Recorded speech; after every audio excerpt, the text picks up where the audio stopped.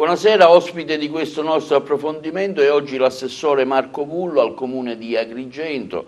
Ricordiamo che Marco Vullo ha delle deleghe molto importanti, tra cui le politiche sociali, l'associazionismo, volontariato, il terzo settore, le politiche attive del lavoro, quelle di innovazione e di ricerca, Agrigento digitale e altra delega importante, quella dei quartieri. Assessore, grazie per aver accettato il nostro invito. L'abbiamo invitata perché crediamo che in questo momento di grande difficoltà per le famiglie fare il punto sulla situazione relative alle misure in atto per chi è più bisognoso, per i disoccupati, per chi non ha lavoro, in questo momento in particolare di grave pandemia, sembrava giusto invitare lei, così avrà modo di dare dei ragguagli importanti alla cittadinanza e quindi fare anche una trasmissione di servizio, che è quello che noi da 40 anni cerchiamo di fare nella maniera migliore possibile. Tra l'altro, scusi l'introduzione un po' lunga, devo fare complimenti perché lei continua a essere sempre il primo eletto con 788 voti, quindi questa è una cosa che sicuramente è apprezzata dalla gente che col voto le ha dato la preferenza. Prego. Intanto grazie per l'invito, saluto tutti i telespettatori della vostra emittente. Parto proprio da questo ultimo passaggio che lei fa e ne approfitto ancora una volta per ringraziare tutti coloro che sempre con questo grandissimo gesto che è quello della democrazia, cioè il voto, mi danno fiducia, continuano a manifestarmi questo grande affetto e mi rende orgoglioso, ma con un grande senso di responsabilità, perché oggi, a differenza di ieri, che occupavo un ruolo che era quello del consigliere comunale, per molto tempo anche di opposizione, oggi il mio ruolo che diventa assessoriale è un ruolo di governo ed è un ruolo che deve essere decisionale e cercare di poter fare il meglio possibile nell'interesse collettivo della nostra Agrigento. Poi abbiamo tutta una serie di dinamiche che sono quelle legate alle mie deleghe, le politiche sociali, le politiche del lavoro, diceva bene lei, i quartieri, la digitalizzazione dell'ente e quant'altro. Io mi sono attivato sin dal mio insediamento nel cercare di comprendere bene come funzionasse la macchina amministrativa rispetto alla delega delle politiche sociali. Quindi sono ancora in corso tutta una serie di accertamenti per capire il carico di lavoro di ciascuno, per capire dove siamo arrivati con determinate progettualità, per capire soprattutto che cosa aveva fatto il settore dei servizi sociali rispetto al quinquennio precedente, in modo tale da partire da quelle cose che possono essere delle cose buone e comunque programmare quella che è l'impronta politica che vuole dare la nostra amministrazione rispetto alle tematiche generali legate ai bisogni delle persone.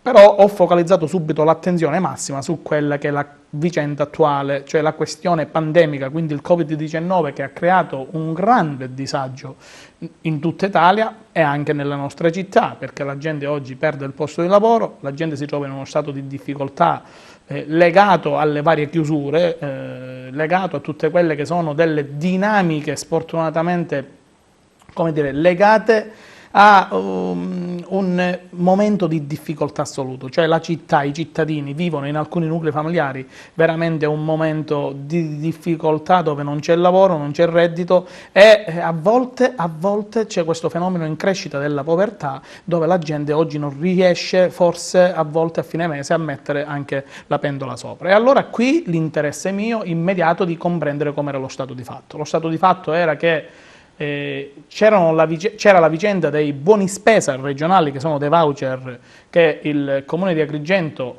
ha dato in una prima fase durante il periodo del lockdown, riferendomi al DPCM, il famoso DPCM Cura Italia, e lì erano state erogate grazie anche all'aiuto della Protezione Civile, e poi successivamente era subentrata una determinazione regionale che assegnava ai comuni tutta una serie di somme. Al Comune di Agrigento ne sono stati assegnati ben 350.000 euro, di queste però ho trovato una situazione che il Comune ne aveva speso solo 57. Quindi mi sono attivato subito con gli uffici, che ne approfitto in questa occasione per ringrazio tutti i dipendenti del settore dei servizi sociali, perché con grande spirito di sacrificio si sono immedesimati in quello che io ho chiamato il progetto nuovo per la città. Il progetto nuovo per i servizi sociali. E devo dire con grande cura e con grande entusiasmo tutti i dipendenti si sono immediatamente attivati per far sì che proprio nella giornata dell'altro ieri abbiamo potuto fare il famoso click per dare a quelle persone che ancora non avevano ricevuto il buono spesa per le domande precedentemente presentate l'opportunità, la possibilità di recarsi poi nei negozi o nei centri alimentari convenzionati per poter fare la spesa. Non ci siamo fermati a questo, proprio nella giornata di ieri abbiamo pubblicato il nuovo avviso che inizia ieri e scade giorno 27 la presentazione delle domande, sempre buoni spesa, voucher regionali con le stesse dinamiche per potervi accedere. Qui voglio fare delle precisazioni perché bisogna stare molto attenti nella presentazione della domanda e capire bene quali sono i requisiti. Requisiti legati ad un certo qual senso a quelle che erano le dinamiche da Covid-19, quando alcuni mesi fa la Regione ha programmato queste risorse da dare ai comuni, sono dei requisiti molto restrittivi. Quindi le persone che si approcciano alla presentazione dell'istanza, che avviene tramite canale telematico, dove c'è una semplice registrazione sul sito del comune alla voce social bonus, si compila la modulistica, si stampa, si firma, si allega il documento di riconoscimento, si scansiona e si rimanda nuovamente alla mail del protocollo del comune. Qui bisogna fare attenzione, dico, perché bisogna essere sicuri in quello che si dichiara, perché se no si può incorrere in quello che sono dei controlli che sicuramente la Guardia di Finanza farà a campione, ma che diventano a tutti gli effetti una dichiarazione sostitutiva unica, quindi si rasenta anche il penale. Quindi che cosa dico ai cittadini? Cittadini, guardate bene che le domande possono essere fatte solo da chi ne ha diritto, perché non ci dobbiamo fare trascinare dall'idea collettiva c'è il buono spesa in generale. Il buono spesa c'è, ma per determinate ed esclusive fasce e sacche di povertà che possono essere presenti in città. Questi requisiti, a mio modo di vedere, sono dei requisiti abbastanza restrittivi. Sarà mia cura nella giornata di martedì o mercoledì recarmi presso l'assessorato alla famiglia, perché vorrei avere un'interlocuzione di cordialità per manifestare come dire, una certa possibilità di poter, in un certo senso, allargare la maglia degli aventi diritto, perché con questi requisiti così restrittivi molte famiglie non ne potranno avere accesso. E mi riferisco ad esempio un nucleo familiare dove c'è la presenza di un percettore di reddito di cittadinanza, mi riferisco al capofamiglia o di NASPI o di CIG o di altre misure come la REM, e questi non hanno diritto a potervi accedere. Oppure alcuni nuclei familiari dove il capofamiglia non è titolare di queste prestazioni ma un componente del nucleo lo è, queste somme vengono detratte dal conteggio complessivo.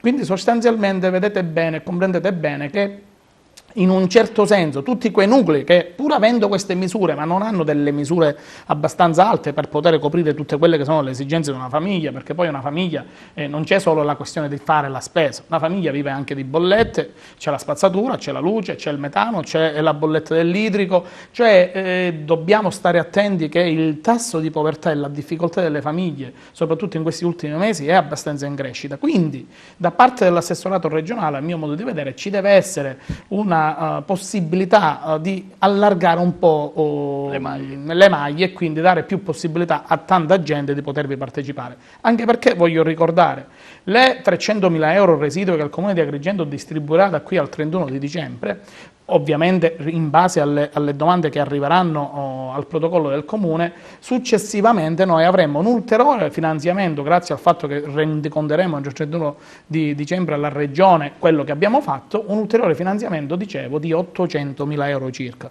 Quindi comprendete bene che per il 2021 la città può usufruire, ovviamente per tutte quelle famiglie che ne richiederanno il beneficio e che si trovano sfortunatamente in uno stato di povertà o di indigenza, avremo la possibilità di dare questi voucher. Però se le maglie sono talmente strette, così come in questi avvisi che sono stati predisposti dalla Regione, abbiamo delle difficoltà effettive a poter arrivare il più possibile a tanta gente. Quindi sarà mia cura nella settimana prossima, già ho sentito l'assessorato e mi riceveranno, di poter portare non una lamentela, ma un consiglio, una possibilità che credo sia anche in un certo senso l'esigenza di tanti comuni siciliani che comunque si trovano ad imbattersi in non poter a volte forse erogare a tutti delle somme adeguate per far sì che comunque la somma stabilita complessivamente venga data.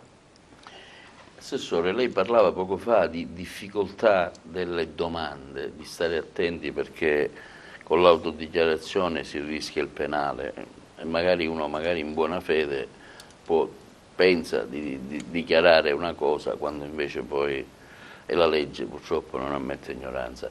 Ecco, in questo senso, per cercare di aiutare e diradare, diciamo, i dubbi delle persone sul fare le domande, siete abbastanza strutturati come ufficio per poter dare queste risposte ai cittadini?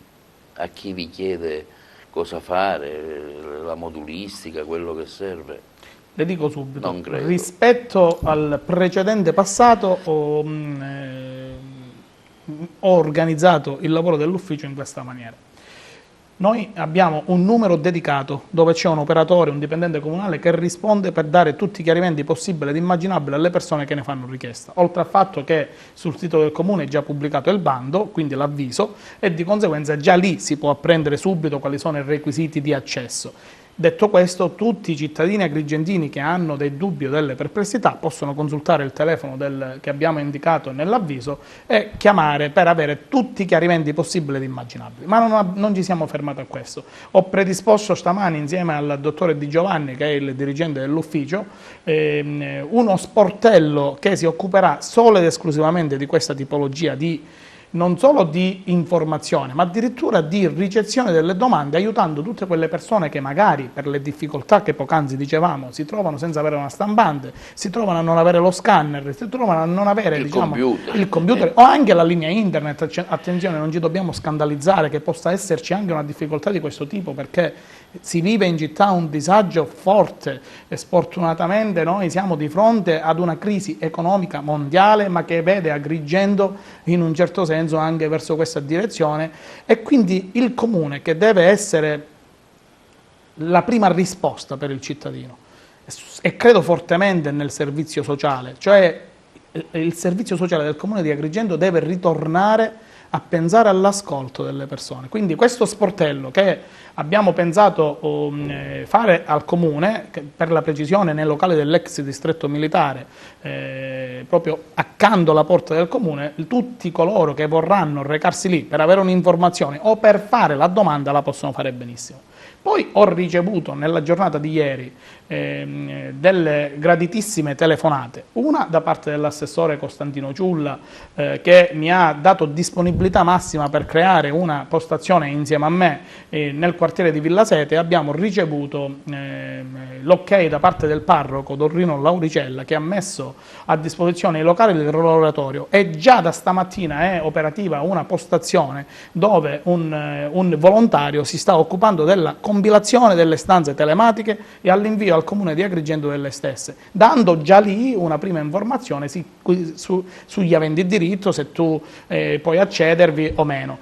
Ma non solo questo, ho ricevuto altre telefonate da parte del presidente dei volontari di strada Anna Marino, che ha messo a disposizione i locali situati al Viale della Vittoria, per intenderci nella parte bassa dell'ex Bar Guaddan, dove lì già da domani mattina e per tutta la settimana della presentazione delle stanze ci sarà un operatore, un volontario di strada che attraverso sempre canali telematici aiuterà le persone non solo dal punto di vista informativo, ma proprio nella compilazione e trasmissione all'ente delle domande.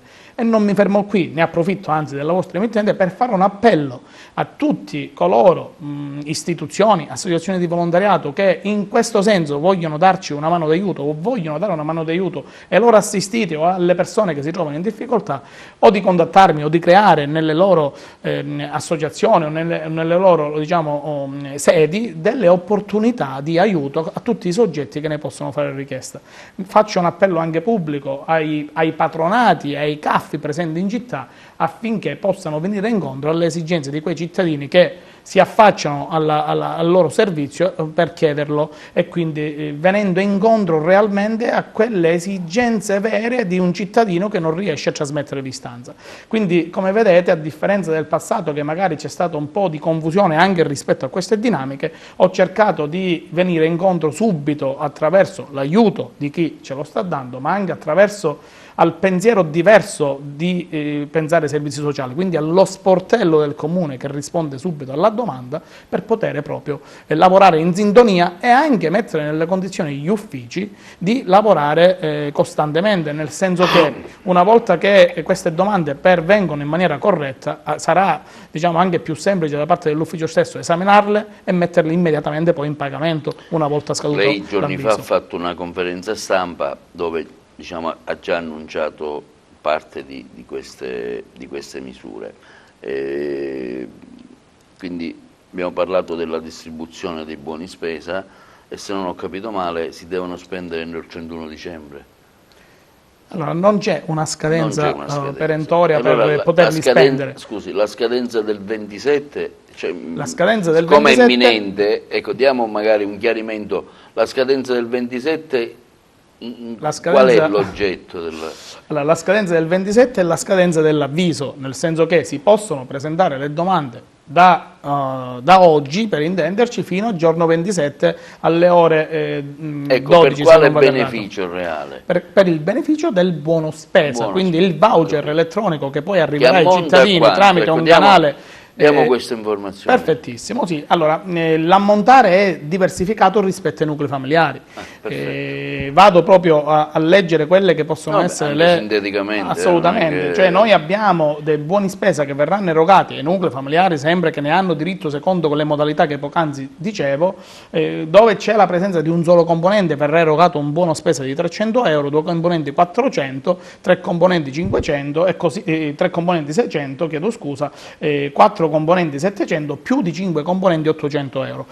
Ovviamente tutto questo è sempre legato ad un controllo che poi farà l'ufficio rispetto ai benefici già presi precedentemente che verranno sottratti e ad eventuali altre, diciamo, prestazioni di natura di sostegno al reddito che già hanno percepito. C'è un cumulo allora? Assolutamente sì, sostanzialmente chi ha già percepito i buoni spesa con gli avvisi precedenti verranno detratti dal buono spesa che verrà erogato. Cumulo, grosso modo?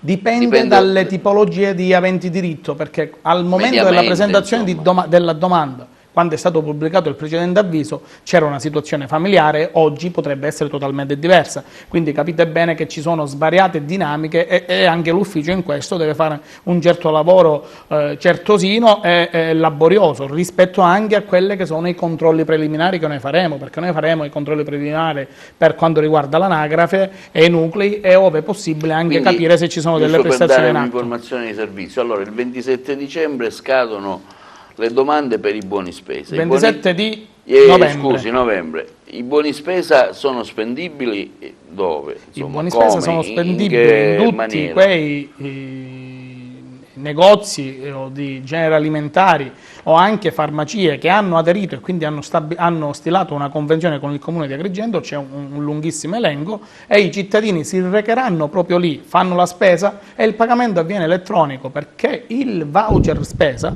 arriva a credito direttamente su un messaggino al cellulare che è stato indicato in domanda, e da quel messaggino c'è un codice di accesso che poi serve per il pagamento alla cassa. Quindi anche col POS, immagino? Non è un POS, è un messaggio con un codice dove si arriva alla cassa dei supermercati o delle farmacie convenzionate e si paga con quel codice che si abbinerà secondo un circuito già stabilito. Quindi invece di avere soldi o carte di credito, non sono voucher cartacei, non sono voucher cartacei. Digita questo codice e automaticamente. Esatto. È già un'organizzazione, diciamo, abbastanza prestabilita e che è funzionata bene. Perché molte cose si danno per scontato, no? Però magari molta gente che ci sta seguendo non lo sa, noi insomma cerchiamo anche di fare... Anzi, questo è un servizio che voi offrite e che noi stiamo allora, la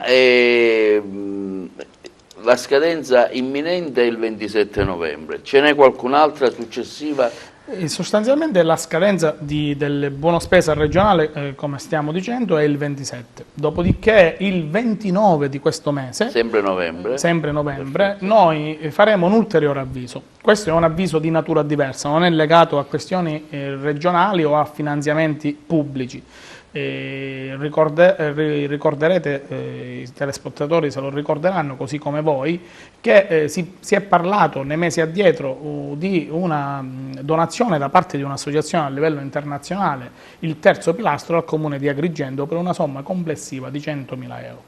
Queste somme erano state erogate e versate già nelle casse del comune secondo un protocollo d'intesa che era stato fatto dalla precedente amministrazione e aveva una scadenza. La scadenza era di 2 mesi, quindi qua al mio insediamento, mi sono trovato con questa patata bollente che era in scadenza. Sostanzialmente pensavo di trovare già un avviso pronto e che gli uffici avessero predisposto tutti gli atti affinché i cittadini potessero usufruire di questa bella somma, sempre in voucher buoni spesa. Invece, ahimè, mi sono trovato ad affrontare la questione di petto e grazie alla cordialità all'interessamento mio, sentendomi con l'associazione stessa e con il suo responsabile per la regione Sicilia, il professore Cusumano, siamo riusciti ad ottenere una proroga. Nella giornata di ieri lo abbiamo invitato a venire in Palazzo di Città e insieme al sindaco abbiamo concordato insieme altre iniziative anche per il 2021, non solo di carattere sociale ma addirittura anche di carattere culturale. Quindi questa interlocuzione di cordialità con l'associazione Terzo Pilastro, che approfitto della vostra emittente per ringraziare per questo gesto di generosità nei confronti di quelle fasce deboli agrigentine, avremo un'altra opportunità. I cittadini di Agrigento potranno usufruire anche di questi voucher buoni spesa, ma qui saremo noi a dettare le linee guida, non sono delle linee guida che metterà a disposizione la regione o che siamo vincolati in un certo senso. Stiamo lavorando e stiamo definendo quelle che saranno le indicazioni che poi metteremo nel modulo di domande e quindi nell'avviso stesso, ma è nostra intenzione, è mia intenzione, anche perché in un certo senso sono esperiente in materia essendo che sono un operatore di patronato, metteremo a regime l'opportunità e la possibilità di avere accesso a questo beneficio tramite il modello SE o comunque tenendo conto di alcuni particolari requisiti, anche di chi è titolare oggi di reddito di cittadinanza ma fino ad una determinata soglia,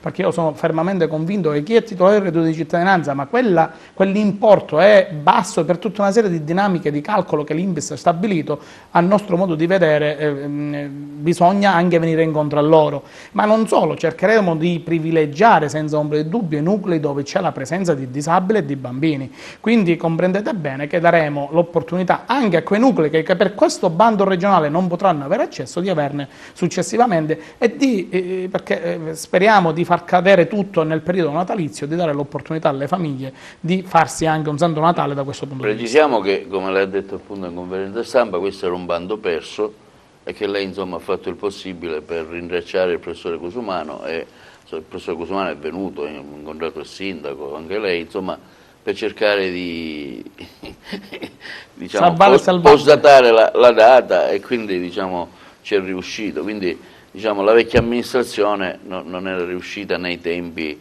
a gestire questo finanziamento. Ma guardi, di certo qualcosa non è funzionato, poi ci sono state le amministrative, quindi anche questo non ha aiutato senza ombra di dubbio. Certo, quando qualcuno ti dona qualcosa ed è veramente, uso un termine un po' allegorico, cioè quando una cosa ti cade dal cielo approfittane e cerca di erogarla il più presto possibile. Forse alcune dinamiche legate anche alle amministrative non hanno consentito a chi mi ha preceduto di poter immediatamente far sì che queste somme venissero erogate.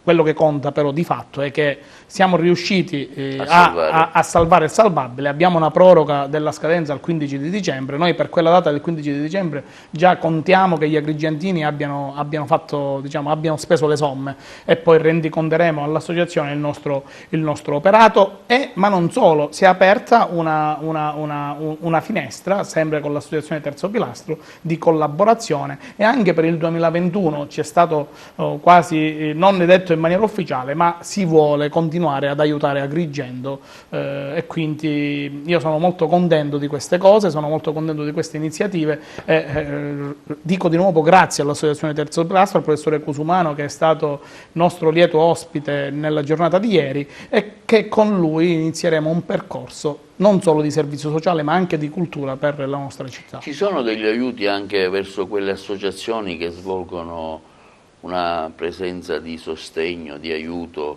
per le famiglie bisognose?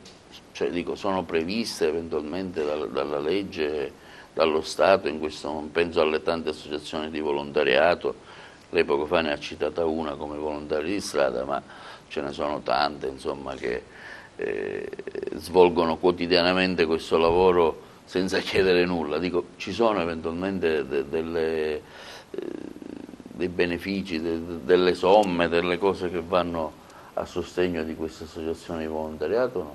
Allora, da parte del Comune, almeno fino ad oggi, che a me risulti non è stato mai previsto nulla. Noi dobbiamo dire le cose come stanno però.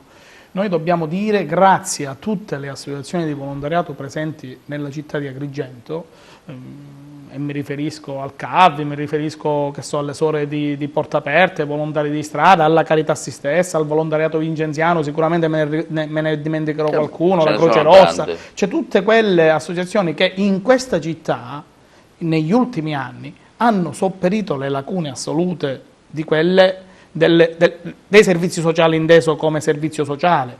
Cioè noi in questa città, se non avessimo avuto queste associazioni che si sarebbero occupate di tutte quelle falle, tra virgolette, amministrative, oggi molti agrigentini avrebbero sofferto molto. Quindi io ne approfitto in qualità di assessore ai servizi sociali per ringraziare queste associazioni e ne approfitto pure per lanciare un appello a loro stessi, perché io a brevissimo convocherò tutte le associazioni di volontariato presenti sul territorio per iniziare a discutere di cosa fare insieme, ascoltandoci, proponendo, mettendo in un unico pentolone un laboratorio di idee. Io sono fermamente convinto che questa città non può fermarsi solo alla parte burocratica, no? Il servizio sociale non deve essere inteso solo come un passaggio di carte tra i finanziamenti regionali e le iniziative di carattere personale che possono venire dall'amministrazione. Si deve confluire dentro questo mondo tutte quelle che sono delle genialità locali, delle persone che collaborano all'interno di tutte queste associazioni e danno quotidianamente un supporto importante. Noi dobbiamo iniziare a parlare in questa città di servizio sociale inteso come servizio sociale vero. Quindi io mi propongo sin da subito e dico a tutti coloro che svolgono attività di servizio sociale in queste città che inizieremo da qui a breve un percorso insieme e sono fortemente convinto e sono fermamente convinto che questo avverrà perché è una città solidale, questa è una città che nei momenti del bisogno è sempre pronta e c'è stata in questi anni una certa lacuna, una certa indifferenza da parte dell'ente. Ecco, noi dobbiamo invertire rotta, dobbiamo cambiare rotta, dobbiamo pensare che i servizi sociali del Comune di Agrigento diventano risposta per i cittadini che si trovano nello stato di bisogno. Ci sono anche le attività dei club service, mi riferisco ai Lions, Rotary, Fidapa, Sor Optimis, ad esempio Lions 15 giorni fa in alcuni supermercati offriva della spesa per le persone insomma, più ambienti. Anche con queste secondo me lei ha intenzione di colloquiarsi, perché dico,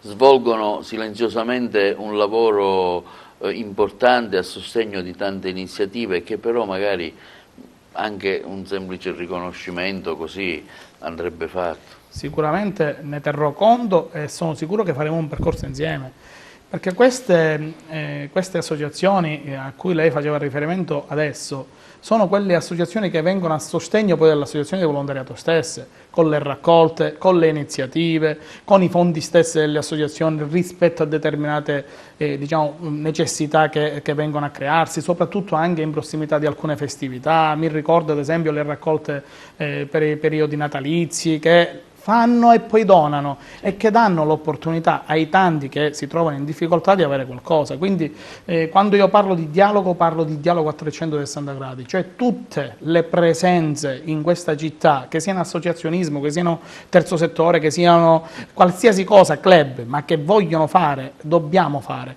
Io sono aperto a tutto e a tutti, nel senso che non ci devono essere limiti, la porta del comune deve essere aperta a queste dinamiche e a queste situazioni. Stesso, lei in conferenza stampa ha puntato il dito sui nuovi poveri, un fenomeno in crescita in città di oltre il 100%.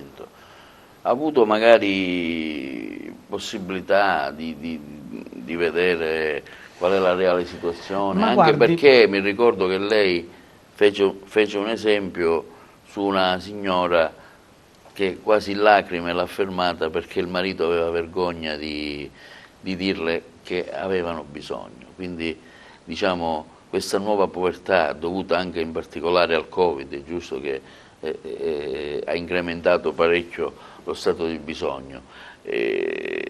Bisogna tenerne conto e che i vostri uffici hanno una banca dati, cioè siete in grado di avere un monitoraggio, penso che lo farete, su quanti sono i poveri in città.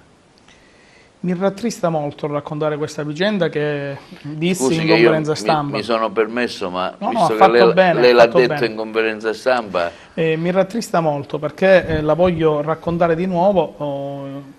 In quella mattinata della conferenza ero stato avvicinata da una signora agrigentina Che poi lei ha ricevuto, insomma, che poi perché ho io l'ho ricevuto, vista, certamente. insomma, in lacrime l'ho vista, insomma, poi, no. Una persona dignitosissima, una persona che chiedeva aiuto in silenzio, nel senso che si vergognava quasi di chiederlo. Addirittura mi rappresentava il fatto che il marito non voleva chiedere aiuto perché proprio aveva questa sensazione di vergogna, non si era mai trovato rispetto a questi tempi bui in una situazione di questo tipo. E quindi lì la rassicurazione mia nel venirle incontro rispetto a determinate cose che mi aveva chiesto, facendo anche riferimento ad un aiuto delle associazioni presenti in città, perché sfortunatamente oggi il Comune di Agrigento non si trova ad avere un capitolo di bilancio destinato per le esigenze emergenziali.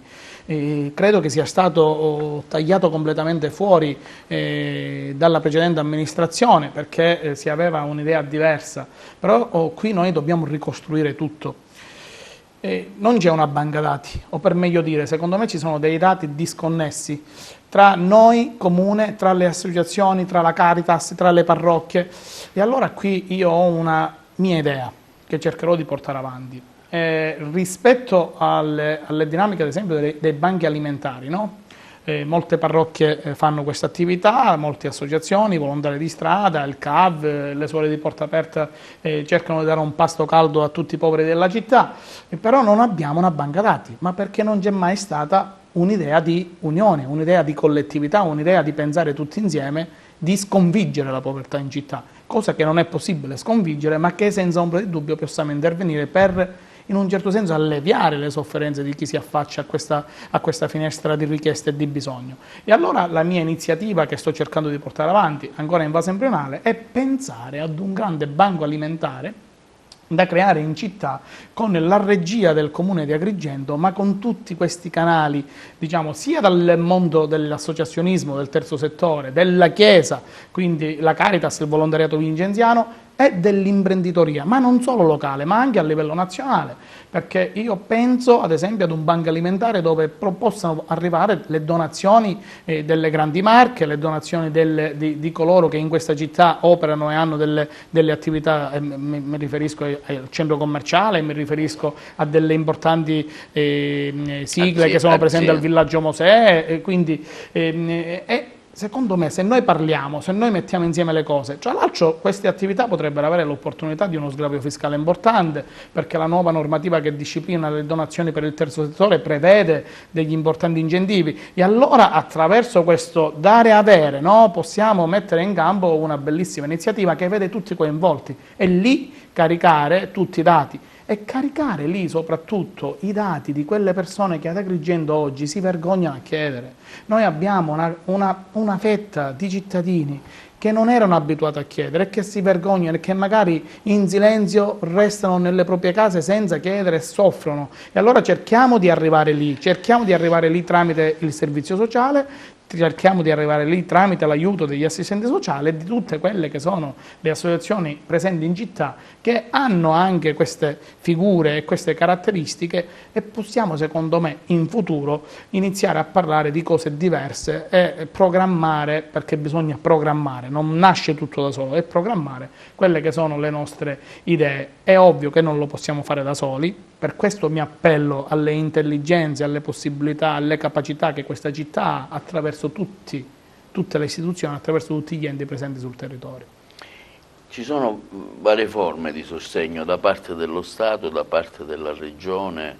Ecco, vi arrivano questi, ora per esempio c'è la nuova finanziaria, io ho dato un'occhiata, previsto addirittura un fondo, un assegno universale alla famiglia, verrà trasferito il bonus bebè di sostegno alle famiglie con i figli, ci sono fondo per la disabilità, la non autosufficienza, risorse dedicate all'infanzia, ai giovani, un fondo denominato Caregiver, che poi lei mi spiegherà che cos'è, oppure Dopo di noi, insomma, dico, non si rischia di confondersi con tutte queste risorse e che magari la gente, insomma, anche voi stessi che dovete amministrare questa massa di leggi, insomma, di fondi, magari sarebbe meglio creare una strada più veloce, no? Non lo so, io dico, mi permetto di chiederle queste cose, addirittura fondi verso le persone sorde, rette per asili nido, per bambini affetti da grave disabilità.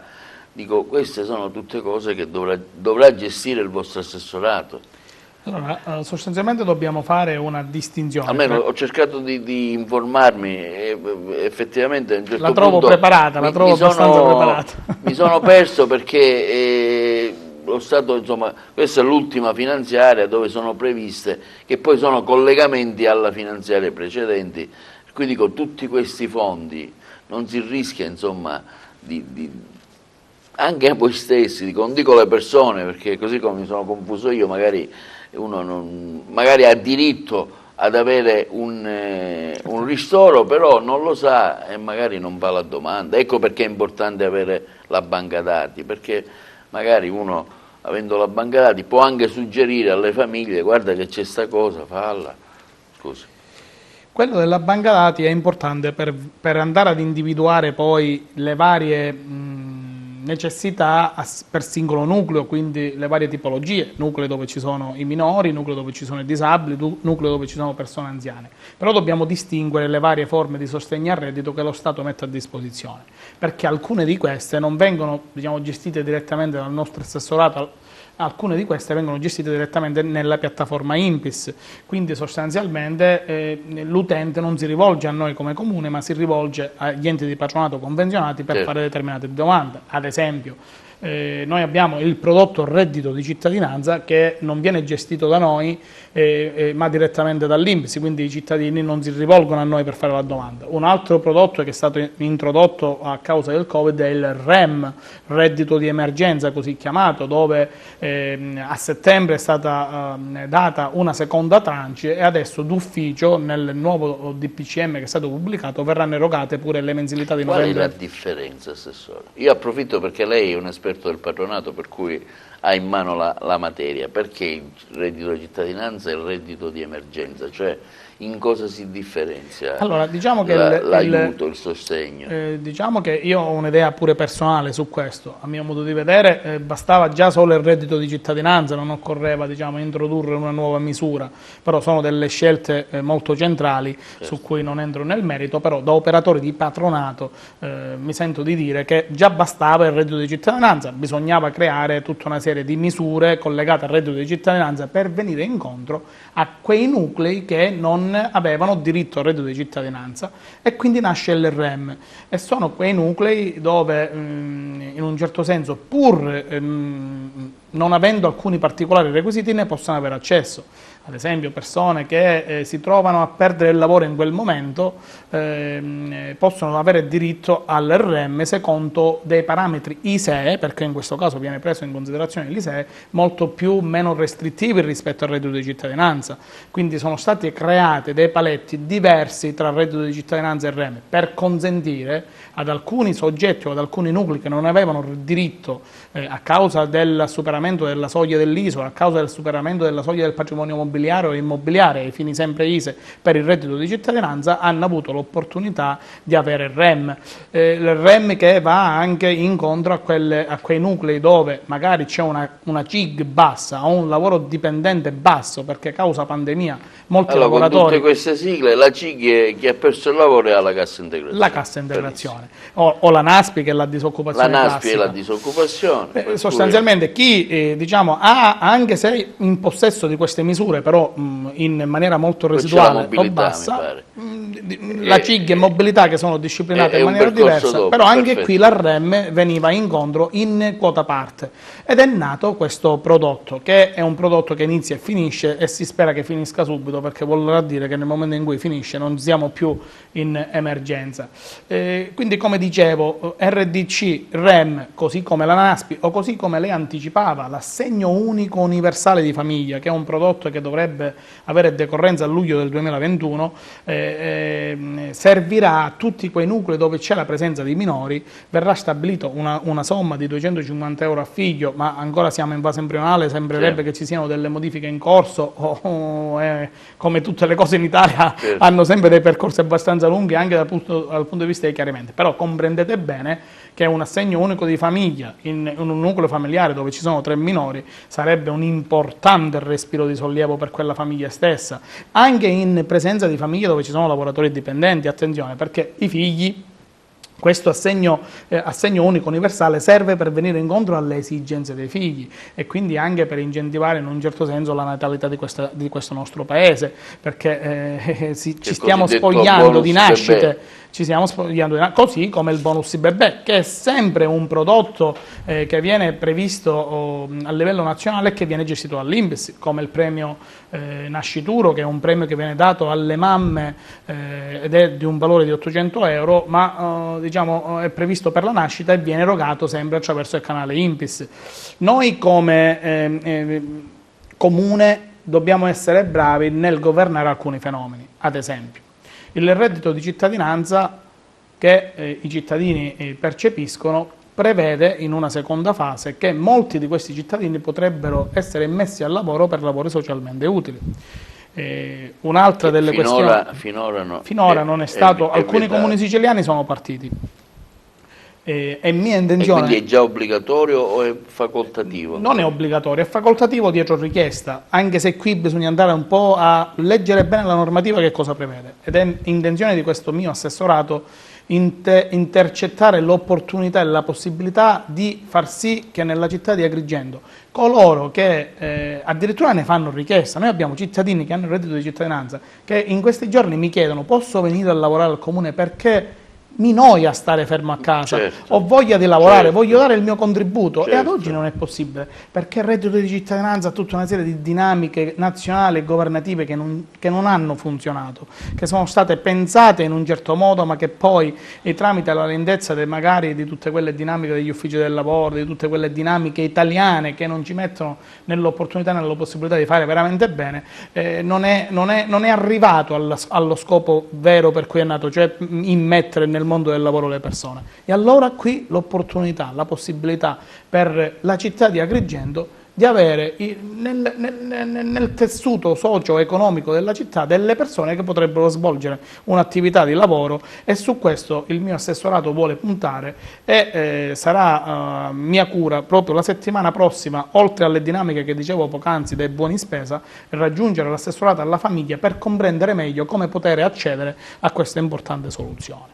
Al reddito di cittadinanza è legata alla figura del navigator. Lei è stato un po' polemico anche in conferenza stampa, perché questi navigator forse navigano così lontano che noi non li vediamo. Insomma. Guardi, i navigator che sono delle figure importanti per come sono pensate nella normativa, ma che sono slegate totalmente rispetto alle dinamiche reali di un territorio.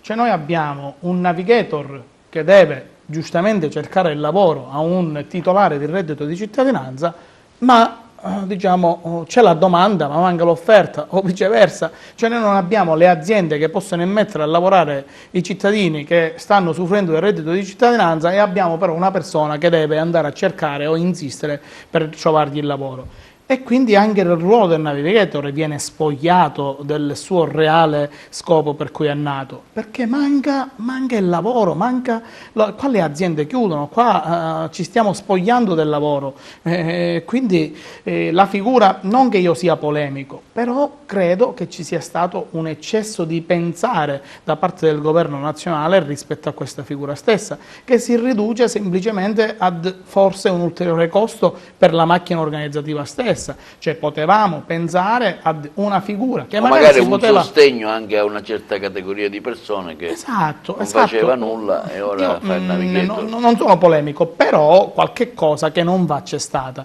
Detto questo, auguro buon lavoro ai navigator e auguro buon lavoro anche a coloro che usufruiscono del reddito di cittadinanza, se avranno l'opportunità di ricevere dal navigator delle proposte di lavoro. Però dico, è importante che chi ha un reddito di cittadinanza venga utilizzato come risorsa umana, perché dico, se la legge lo consentirà sicuramente sarà un buon traguardo. Ma è importante per lo scopo stesso del reddito di cittadinanza, cioè lo scopo del reddito di cittadinanza è immettere nel mondo del lavoro, quindi nel tessuto socio-economico di un preciso territorio, una persona che in maniera dignitosa lavora. Cioè lo scopo è quello, restituire dignità al cittadino, restituire dignità a quella persona che si trova in difficoltà e si affaccia a questa prestazione, dignità, ripeto, dignità per poter svolgere al meglio il lavoro. Assessore, durante la conferenza stampa si è parlato anche di un rafforzamento dei servizi sociali da parte dello Stato, addirittura avere un assistente ogni 5.000 abitanti, perché ricordiamo che le famiglie hanno anche bisogno di un sostegno psicologico, un sostegno assistenziale, non c'è solo il sostegno reddituale, ma penso a tante famiglie che hanno bisogno appunto anche una mano d'aiuto da un punto di vista sociale, psicologico, no? In questo credo che si è mostrata una forte carenza, insomma.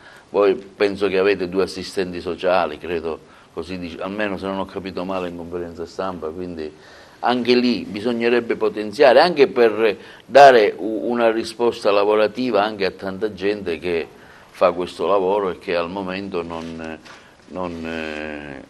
quindi vuol dire che, come dice lo Stato, ogni 5.000 abitanti noi dovremmo avere Agrigento, ne dovremmo avere 100. Agrigento fa 50.000 abitanti, quindi se non... Ma guardi, io mi accontenterei di averne almeno 5-6 oggi come oggi, non 2 come impianto organico al comune di Agrigento. No, 5.000 per 10 fa 50.000, quindi magari 10. Magari 10. Però vede qual è il problema? Questa è una grande carenza del comune di Agrigento. Noi in pianta organica abbiamo solo ed esclusivamente 2 assistenti sociali, che per le dinamiche della città e per il numero di cittadini sono veramente residuali e si trovano, poverini anche loro, ad affrontare tutto il peso di una città rispetto alle numerose richieste. E lì dobbiamo pensare sempre, meno male che ci sono le associazioni, meno male che ci sono le parrocchie, meno male che c'è la Caritas, meno male che c'è chi ascolta oltre agli assistenti sociali in dotazione al Comune di Agrigento. Però qui sfortunatamente c'è stata anche nel recente passato, a mio modo di vedere, un non approfittare di determinate possibilità che anche la Regione stessa metteva a disposizione, e mi riferisco ad alcuni progetti dove il Comune di Agrigento non ha partecipato per poter avere delle possibilità. Sono dei progetti dei servizi sociali a cui io sto cercando di venire a capo e che ancora gli uffici mi stanno predisponendo tutta la documentazione, quindi non sono nelle condizioni di dare dei dati certi, però già da una prima impressione mi risulta che noi non abbiamo partecipato a dei progetti che davano la possibilità di attivare delle borse di lavoro e di conseguenza di assumere degli assistenti sociali in capo ai servizi stessi. Stiamo cercando di correre ai ripari, stiamo cercando di leggerci le carte, stiamo cercando di approfittare di tutti quelli che sono i finanziamenti che sono accadute per il Comune di Agrigento. Noi non ci possiamo permettere che qualcuno ci vuole dare soldi e non ci troviamo pronti per fare un progetto. Noi dobbiamo iniziare a lavorare. Bisogna essere strutturati anche, bisogna avere, diciamo, delle persone in grado di sapere leggere le carte, di fare le domande. Insomma, Guardi, il lavoro non le manca, Assessore. Guardi, penso che noi ai servizi sociali ho una fortuna, secondo me, di avere delle belle figure, delle belle persone che possono realmente avere le capacità e le competenze per far questo. Basta solo riorganizzare il servizio, basta mettere insieme un unico obiettivo e poi camminare in maniera univoca. Io ho trovato un servizio sociale un po' disordinato che cercheremo e mi auguro presto di riorganizzare e rimettere in piedi. Basta anche a volte la buona volontà, ma anche affidarsi a delle figure che devono dirigere in maniera concreta e perfetta. Non tutto è possibile raggiungere, non tutto è possibile farlo bene, però dobbiamo iniziare a provarci. Io con la nuova nomina del dottore Di Giovanni a capo dei servizi sociali, credo che lui per il suo precedente passato ai servizi sociali, mi ricordo che il distretto sociosanitario ad esempio era il primo in Sicilia addirittura, non in provincia, quindi ritorniamo a poter vedere se possiamo rifare quello che era nel passato, siccome le persone sono sempre le stesse. Anche perché credo che la legge sia la 328-2000, no? Sì. Questa è il distretto sanitario. Dico anche perché da quello che vedo le somme disponibili sono tantissime e spesso, diciamo, vengono spese male, non vengono spese. Più che spese male, a volte non li spendiamo nemmeno. Cioè non arriviamo ad aggredire quella progettualità, quella opportunità che ci viene data per poter immettere poi nel tessuto socio-economico dei servizi sociali stessi una serie di servizi destinati ai disabili, destinati agli anziani, destinati alle fasce deboli, destinati a coloro che vivono una disabilità grave. Cioè ci sono tantissime cose. E mia intenzione è mettere insieme tutte queste cose e portarle avanti. È ovvio che è un lavoro abbastanza complesso, complicato. Io chiedo pazienza ai cittadini di dare, come dire, di avere fiducia perché stiamo cercando di cambiare nuovamente rotta, no? Di immettere tutta questa serie di servizi a disposizione della città. È ovvio che per fare questo io non lo posso fare da solo, ho bisogno dell'aiuto della parte dirigente che è fondamentale, ho bisogno dell'aiuto dei dipendenti dei servizi sociali, però come dicevo poco fa, i dipendenti dei servizi sociali sono gli stessi che avevano raggiunto anni addietro questi obiettivi. Quindi sono fermamente convinto che questi stessi dipendenti possono fare bene, ma perché lo sanno fare. Io sono orgoglioso di avere delle persone ai servizi sociali che si stanno mettendo veramente a disposizione per sposare questo nostro progetto nuovo di amministrazione. Ed è stata, l'esempio lampante sono state i voucher buoni spesa che abbiamo erogato. Cioè ho trovato un ufficio che forse era un po' disordinato prima, ma che in maniera come dire, anche di sacrificio si è messo subito al lavoro e quindi ne approfitto ancora per ringraziarli e voglio che si continui verso questa direzione. È ovvio che tutte le ciambelle non possono venire con il buco e perfette, però in tutto questo io sono convinto, fermamente convinto che possiamo fare bene. Quindi diciamo lo stato dell'assessorato non era ottimale allora? Ma guardi, io lo stato dell'assessorato non era ottimale, no, perché è assurdo che ci sia un ritardo di 4-5 mesi nell'erogazione di buoni spesa, che semplicemente bisognava lavorare le pratiche e fare un click per dare alle persone la possibilità di andare a fare la spesa. È assurdo che ci sono 300.000 euro di somme disponibili sempre per le stesse finalità e sono ferme, non si fanno gli avvisi per poter erogare questi servizi. E sono assurde tutta un'altra serie di dinamiche che a poco cercherò di mettere a fuoco e di portare avanti. Questo, dico sempre, non lo possiamo fare da soli, lo dobbiamo fare prima di tutto con l'aiuto dei cittadini, che sono parte integrante di questo progetto. Lo dicevo nella seduta inaugurale del Consiglio Comunale che ho avuto l'onore di presiedere grazie al fatto che sono stato il primo eletto in città. I cittadini hanno un ruolo fondamentale in tutto questo. Non possiamo pensare che noi siamo l'amministrazione e fuori ci sono i cittadini. I cittadini sono quella parte necessaria per fare insieme le cose. E se si riesce a coordinare bene tutti gli aspetti della macchina, noi faremo bene, perché da un lato le associazioni del terzo settore, dall'altro lato i cittadini, dall'altro lato l'ente, dall'altro lato le istituzioni che possono realmente collaborare in tutto questo, e sono fermamente convinto che potremmo fare bene.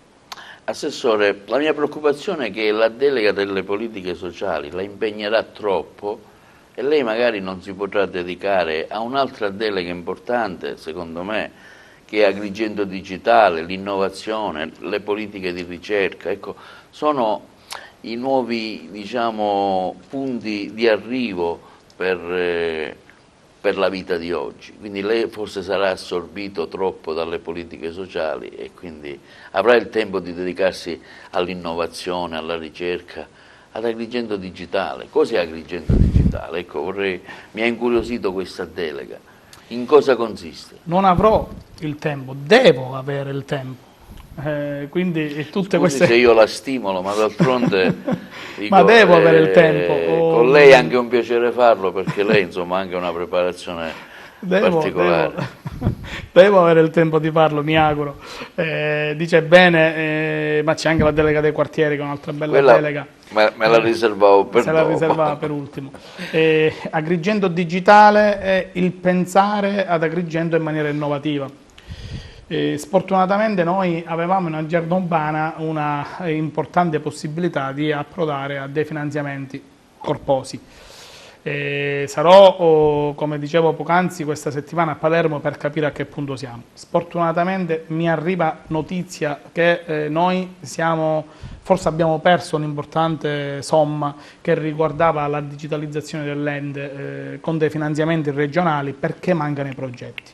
Se è così, e spero che non lo sia, è un fatto gravissimo per la città, perché arrivare ad insediarsi oggi e non trovare l'opportunità per la città di digitalizzare, comprendete bene che quando parlo di importanti somme parlo di milioni di euro che potevano consentire agli immobili comunali, alla macchina amministrativa, agli uffici, all'anagrafe ad esempio, in termini digitali di lanciarsi verso un mondo nuovo, perché la digitalizzazione è qualcosa che in un certo senso, in un primo acchitto ci vede restii, no? Nel cambiamento, perché si tratta di cambiamento, cambiare realmente le nostre abitudini e il modo di lavorare. Noi dobbiamo pensare a digitalizzare l'ente, a digitalizzarci noi, perché questa digitalizzazione ci aiuta, questa digitalizzazione ci migliora, questa digitalizzazione ci fa offrire dei servizi in maniera meno costosa e meno corposa in termini anche di lavoro. Quindi la delega che mi è stata assegnata racchiude tutta questa possibilità. È ovvio che la digitalizzazione passa attraverso dei progetti che dobbiamo acchiappare ed afferrare per migliorare le sorti della nostra città. E quindi a breve renderò edotta la città di quelle che possono essere delle iniziative e a quali finanziamento, a quali filoni di finanziamento possiamo partecipare. Voi ancora mi pare che avete la DSL. Noi siamo ancora messi un po' male. O avete la fibra? La fibra devo verificare se c'è in perché tutti l'altra sera abbiamo gli uffici. fatto la diretta, a un certo punto alle 7 la DSL è caduta sfortunatamente siamo e la carenti. gente vedeva nero, insomma. Vede, lei sponda una porta aperta. Le faccio questo input perché dico, ho potuto, come usavamo la DSL del comune, ho visto che insomma alle 7:15 non si è visto più nulla, per cui non so cosa è successo. Ho parlato con il capo del CED, mi darà risposta, dice che ha aperto un ticket, però da lì si capisce che insomma non avete un grande servizio digitale. Vabbè, a parte dico la battuta. No, lei sponda una porta aperta, perché questa vicenda io l'ho vissuta perché ero presente in aula, tra l'altro ho autorizzato io le vostre riprese in qualità di presidente pro tempore. Questa mi fa ancora più rabbia, perché se questa città ha perso dei finanziamenti per colpa di qualcuno, la cosa mi fa arrabbiare molto. E su questa vicenda sarò molto vigile e cercherò di capire quali sono le dinamiche. Dopodiché, dimentichiamoci il passato, certo, dobbiamo andare avanti e quindi dobbiamo essere bravi, perché dal punto di vista della digitalizzazione ci saranno delle risorse economiche che metteranno a disposizione non solo il governo nazionale e regionale, ma addirittura l'Europa, quindi noi dobbiamo andare verso quella direzione, non ci possiamo fermare. La delega sui quartieri l'ho lasciata all'ultimo perché lei è stato sempre uno molto attivo sui quartieri, in particolare su Villa Seta. Ricordo il suo impegno verso la frana di via, come si chiama? Favignana. Di via Favignana, per cui dico, cioè, è una bella responsabilità, perché Agrigento è un quartiere satellite con tantissimi allocazioni, Fontanelle, Monserrato, San Benedetto, insomma, e questi quartieri hanno bisogno di essere curati, sono stati un po' abbandonati, si è dato più lustro magari al centro storico, per cui dico, come intenderà svolgere questo suo impegno, il suo lavoro verso le esigenze dei quartieri? Ma guardi, la delega alle politiche sociali, così come la delega ai quartieri, è stata voluta fortemente da me. Perché io credo alla centralità di una città solo in presenza delle sue periferie. Cioè la città e le periferie non possono essere un mondo distaccato. Dico, ancora siamo in un Agrigento dove io ho visto le persone che aspettano mezz'ora, tre quarti d'ora, il pullman, cioè non c'è un orario, non c'è un riferimento, c'è persone messe là che cioè dico, faccio un esempio, giusto, ne potrei fare a centinaia, ho fatto l'esempio della tua, che proprio dico, mancano le palline orarie. Cioè, ma manca tutto, i pullman vanno, vengono, magari ce ne sono due uno appresso all'altro, poi per mezz'ora non ce n'è, insomma su questo dico, è della mobilità interna che è importante, no? Scusi se l'ho interrotta. No, prego, anzi, mi aiuta, mi stimola e mi fa pensare ad alcune cose che dobbiamo affrontare. Questa è una delega pesante, importante. Ho incontrato circa 10 giorni fa il comitato di quartiere Fontanelle. Sì. Abbiamo fatto un sopralluogo nel quartiere di Fontanelle e lì mi sono accorto come numerose cose, anche semplici, non sono state risolte. Sembra esserci quasi, proprio rispetto a ieri, un volere proprio dimenticarsi delle periferie, come se ci fosse un Agrigento che cammina per i fatti suoi e una periferia lasciata proprio alla periferia. Questo si deve invertire questo pensiero e in un certo senso il dottore Miccichè, che possiamo dire anche sua questa delega, quindi il sindaco crede fortemente in quelle che sono le periferie e li vuole riportare ad un lustro diverso rispetto al passato. Stiamo cercando di intervenire sin da subito con quelle che possono essere le ordinarietà rispetto al verde pubblico, al decoro urbano, al decespugliamento che mancava. Sono partite già queste squadre. Noi abbiamo in alcune parti della periferia, ad esempio, il taglio degli alberi, abbiamo in alcune parti della periferia, ieri è partito il decespugliamento, ad esempio, a Villa Seta, abbiamo proprio degli interventi immediati. È ovvio che tutto non può essere fatto, ma per ricollegarmi a quello che è stato il sopralluogo fatto con il comitato di quartiere di Fontanelle, che a giorni convocherò in Palazzo di Città, perché lì sono emerse tutta una serie di dinamiche, insieme al dottore Miccichè e ai dirigenti competenti faremo dei sopralluoghi mirati in ogni singolo quartiere. Stiamo decidendo di stabilire un giorno alla settimana per andare a fare questi sopralluoghi e mettere in campo un'agenda di cose da fare. Cioè, intanto dobbiamo renderci conto dello stato reale di fatto di ogni singola frazione. Noi abbiamo al Villaggio Mosè delle dinamiche da risolvere, abbiamo a Fontanelle delle questioni irrisolte da tanto tempo. Non voglio parlare di Villa Seta e Monserrato, che le ritengo quartieri totalmente abbandonati dalla precedente amministrazione e su cui ho fatto delle battaglie, e dobbiamo pensare che il cittadino non vuole cose straordinarie. Il cittadino della frazione vuole solo sentirsi facente parte della città.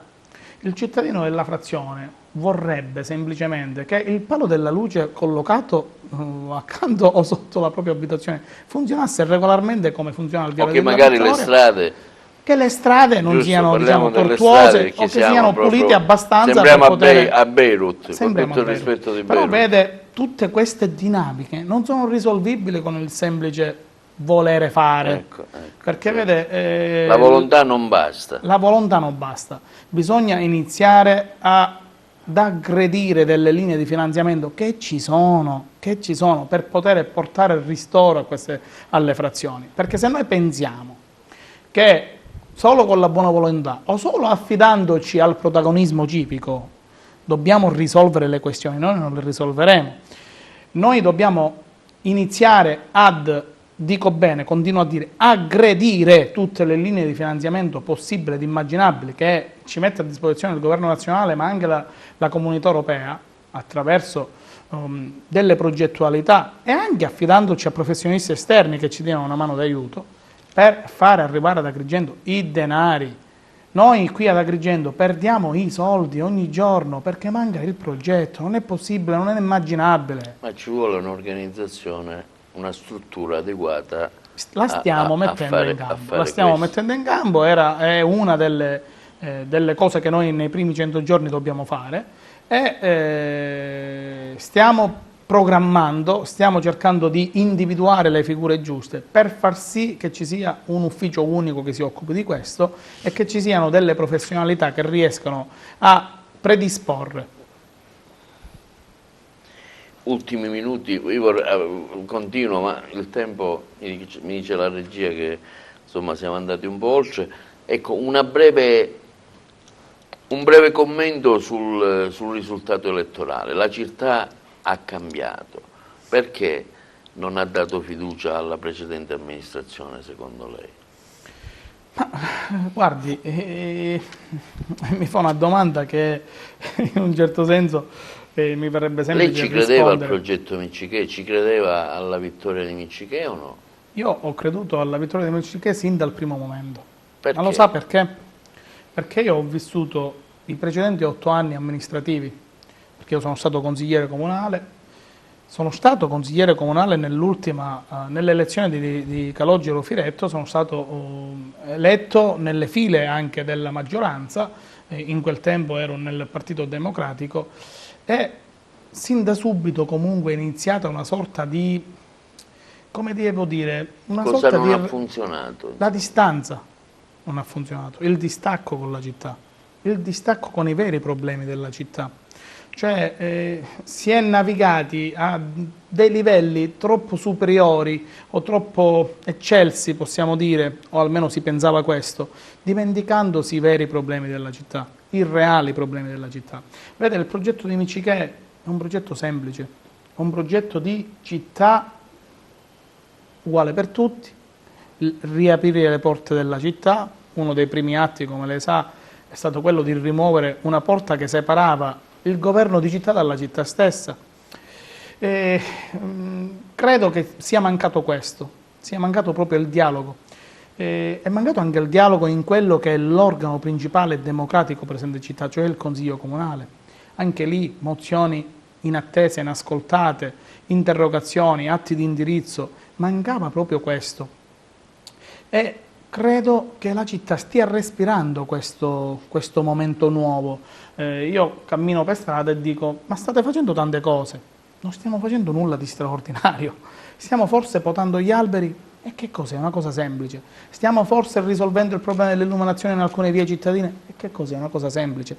Stiamo forse riportando a fare le domande allo sportello dei servizi sociali, semplicissimo, cioè cose che sono normali. La fontana del viale, ad esempio. La fontana del viale, cioè Una passare delle semplici piccole luci, cose, però cose che sono significative per il so cittadino. che Miccichè insomma la vuole ripristinare, l'ha già illuminata, non so, Sta lavorando anche per il ripristino di questo. come le luci sotto il viale, il primo Cose atto semplici, che è cose stato semplici, fatto cose semplici, Insomma, la io sono stato semplicità. al comune in questi giorni, perché dico, conferenza stampa, ho visto una certa vivacità nei corridoi, molta gente. C'è entusiasmo. Ecco, c'è entusiasmo, molte associazioni, molte istituzioni, insomma, presenti per voler dialogare non solo col primo cittadino ma anche con gli assessori. Dico, vedo che c'è un cambiamento. Semplicemente insomma, ci sono le porte aperte alla città, niente di straordinario, ripeto, l'ordinarietà, la semplicità. Attraverso questi gesti semplici, secondo me, si conquista la fiducia del cittadino. E quindi, questo.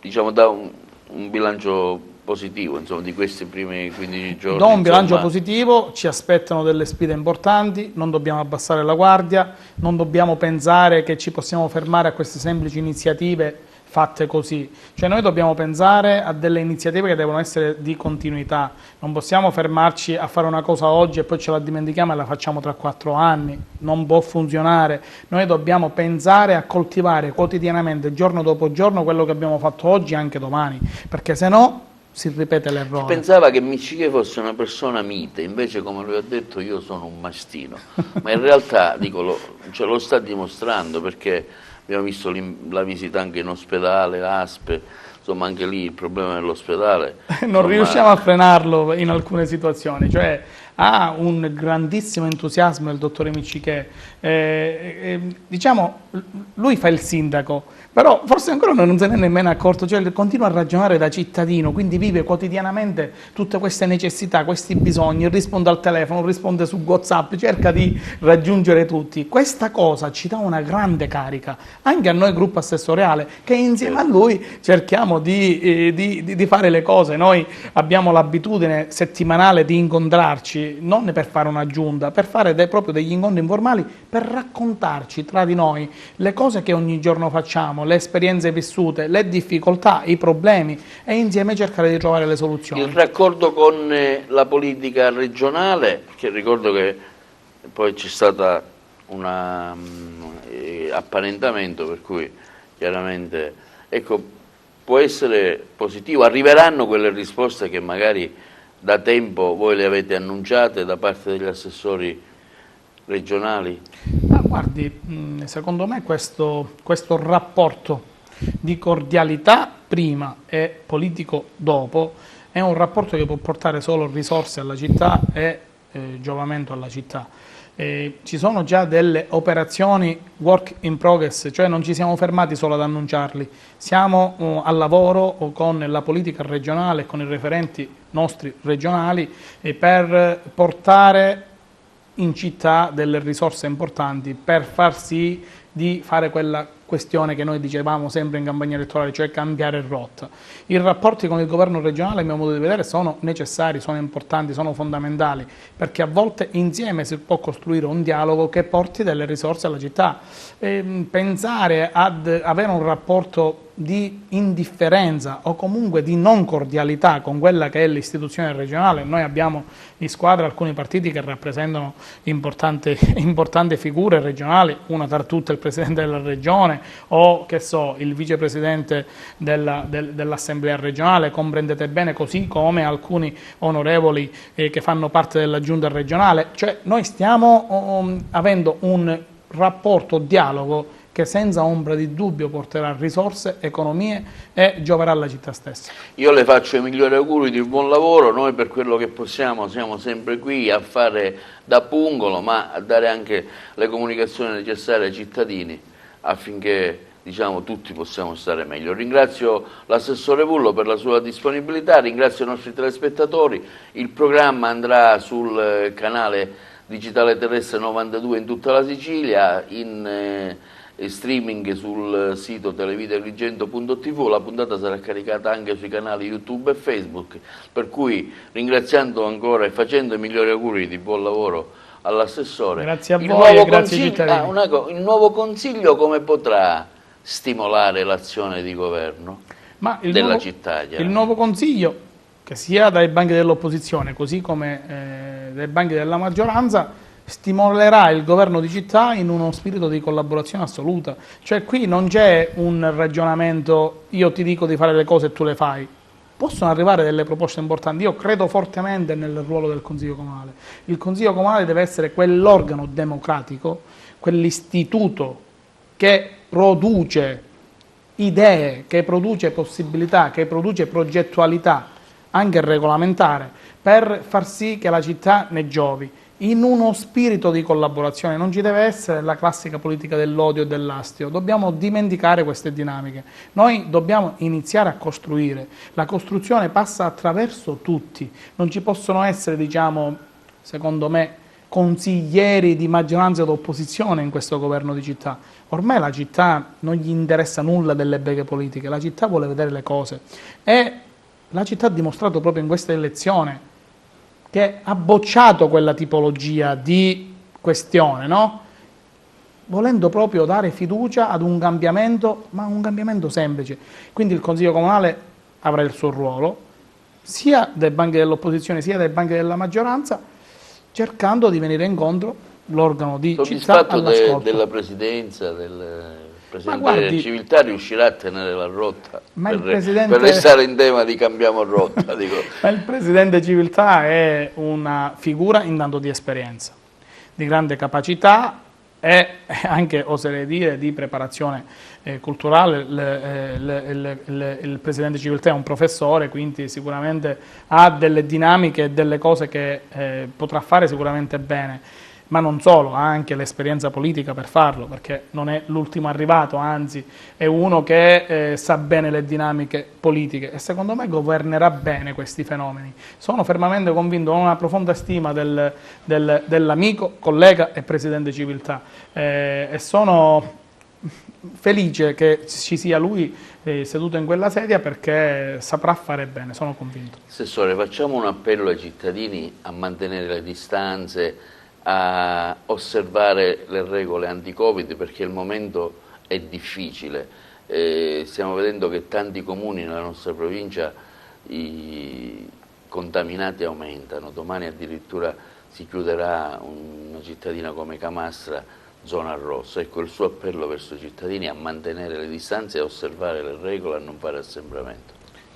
L'appello è all'intelligenza degli agrigentini che lo hanno dimostrato anche in passato.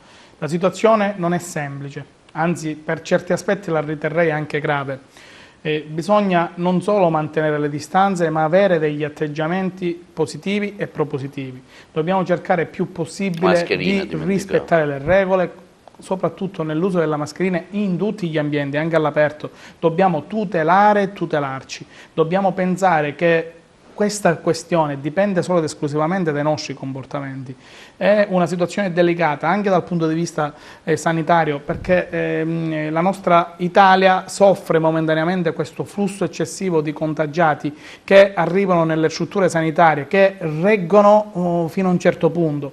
Quindi pensare ad un contagio che aumenta, che potrebbe diminuire grazie ai nostri comportamenti, io credo fortemente nelle buone maniere, nelle buone iniziative. Cerchiamo di stare attenti, manteniamo le distanze di sicurezza, usiamo la mascherina sempre e speriamo che tutto questo possa finire il più presto possibile. Grazie, grazie ai nostri telespettatori, ricordo sempre TVA canale 92 in tutta la Sicilia. Alla prossima.